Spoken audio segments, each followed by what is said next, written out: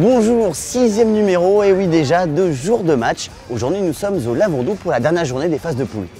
Ça passe vite hein.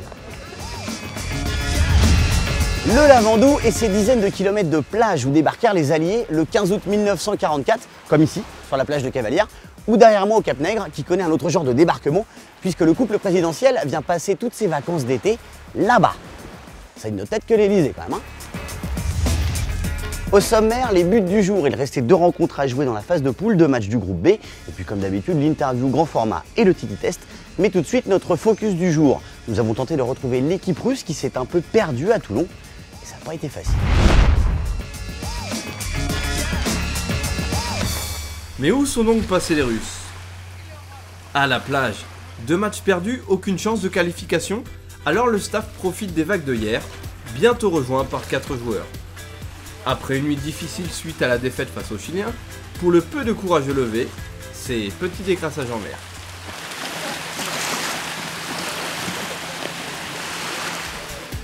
Pas trop quand même. Un petit plongeon et puis s'en vont. Et l'impression que l'équipe russe est venue en vacances à Toulon. Les Slaves n'ont peut-être pas pris la mesure d'un tournoi auquel leur dernière participation remonte à 1996. 14 ans plus tard, le festival a pris du galon et les Russes ne sont visiblement pas au niveau.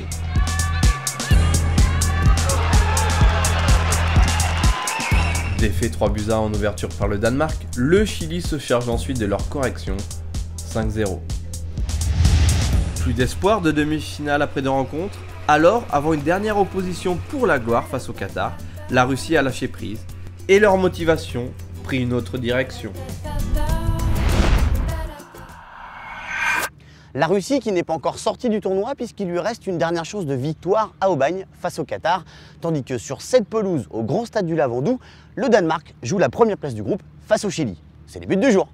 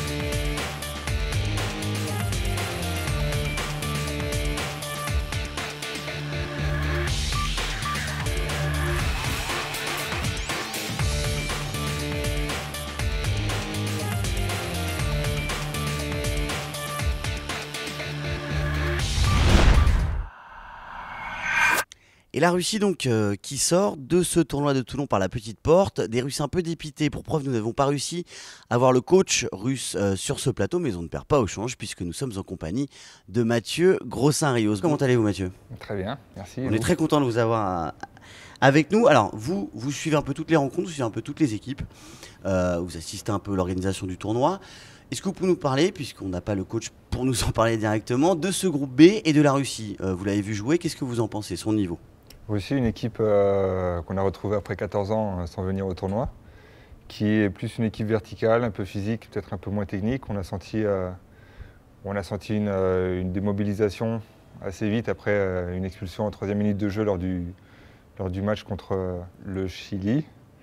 Et bon, une petite déception. On s'attendait à une Russie peut-être un petit peu plus ambitieuse. Bon, peut-être un retour avec un niveau qui était peut-être pas bien évalué de leur part. Alors ça c'était pour le groupe B. Mathieu, passons maintenant au groupe A. Il y a eu le choc entre la France et la Côte d'Ivoire. Qu'est-ce que vous en pensez? Est-ce que votre cœur ou votre raison penche plutôt en faveur de la Côte d'Ivoire ou de la France? Dans le cœur et la raison, on penche vers la France, que ce soit au niveau footballistique ou sentimental, pour une raison toute simple, c'est que les deux équipes sont très physiques, sauf que la France va peut-être être un peu plus technique, il va peut-être un peu plus maîtriser lors des impacts physiques, sa technique. Et a priori, est une équipe un peu plus, on va dire, un peu plus mûre, un peu plus expérimentée, un peu plus évoluée que l'équipe ivoirienne, qui est très physique, comme on l'a dit, qui a de l'ambition dans son jeu, mais qui est peut-être encore un peu jeune dans son expérience. Ça, c'était pour les équipes. Individuellement, est-ce qu'il y a des joueurs qui vous ont marqué, quelques-uns qui sortent un peu du lot, que vous avez repérés? Un joueur qui a pas mal fait parler de lui, surtout lors du dernier match, l'attaquant du Danemark, Nielsen, auteur de 2 buts.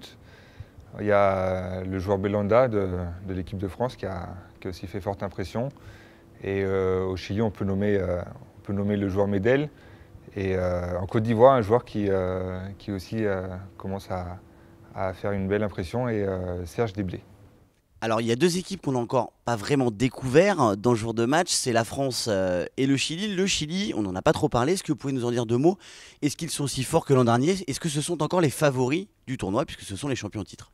Le Chili, depuis 3 ans qu'ils viennent, développe le même jeu, assez rapide, assez technique, un jeu de passe avec quelques individualités, quelques feux follets. On retrouve les mêmes caractéristiques, bien que ils soient venus avec 3 entraîneurs différents. Et bon, ils arrivent maintenant dans la peau, que ce soit les joueurs et l'équipe, d'un futur vainqueur. Ça se sent dans le jeu, ils ont de l'ambition. On verra le résultat final. Merci beaucoup en tout cas Mathieu d'avoir été en notre compagnie. Et on passe tout de suite au Titi Test comme tous les jours. Alors, je sais que vous ne vous en douteriez pas, mais l'homme au chapeau est un buveur d'eau, même si aujourd'hui il en a plutôt porté. Eh bien, je suis avec Cristalline et ses copines et j'ai testé pour vous le porteur d'eau. Je suis avec Patrick et chez Patrick. Alors bonjour Patrick. Bonjour Thierry. Qu'est-ce que c'est que toutes ces palettes d'eau dans votre jardin? C'est les différents sponsors du festival qui nous fournissent de l'eau. Et c'est de l'eau qui est destinée aux entraînements des équipes. Donc je réceptionne et après je dispatche. Un jour je fais le groupe A. Le lendemain, je fais le groupe B, donc ça me fait 4 voyages un jour, 4 voyages le lendemain. Et bien d'accord, on va tester tout ça.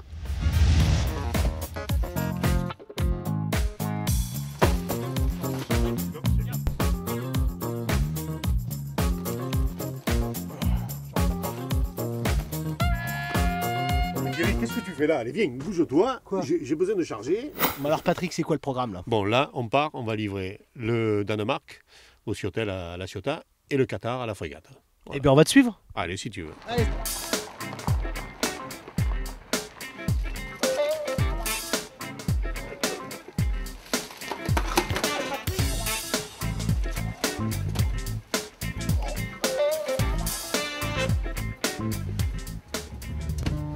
Patrick, je le voyais pas comme ça. C'est vrai? Alors pas du tout. Fais les muscles. Ouais. Jour de match pour aujourd'hui, c'est terminé. Demain, c'est jour de repos, mais on vous a quand même concocté une émission spéciale. D'ici là, si vous voulez gagner ce magnifique ballon dédicacé par les entraîneurs à les joueurs, rien de plus simple, vous envoyez un mail à jourdematch@hotmail.fr. Puis moi, en attendant, le Lavandou, il paraît que ça s'appelle la Cité Dauphin. Et ben, je vais nager avec les dauphins!